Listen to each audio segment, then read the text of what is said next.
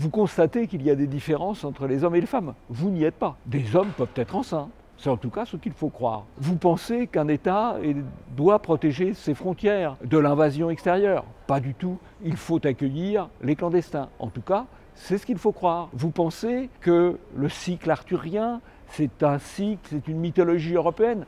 Pas du tout. Il faut laisser la place à des acteurs africains ou venus d'ailleurs. Voilà pourquoi il y a une propagande massive en France et en Europe. Parce que la propagande, elle n'a pas pour but de conforter des habitudes, mais de changer les opinions et de changer les comportements. Alors, cette propagande, elle utilise tous les moyens.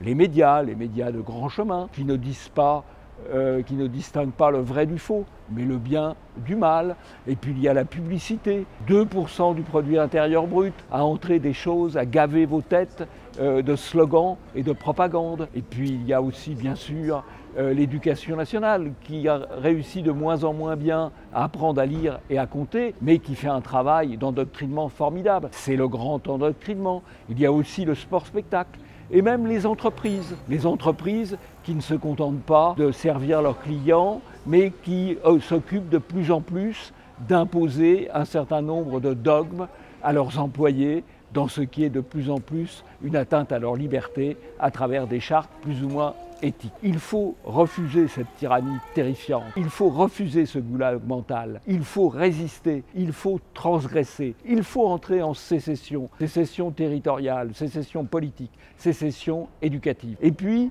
il faut refuser le déni de réel, résister, reconquérir sa liberté, son esprit critique, sa liberté de penser et se protéger soi-même, ses enfants et ses proches de cette propagande absolument insupportable. Libérons-nous de tout cela.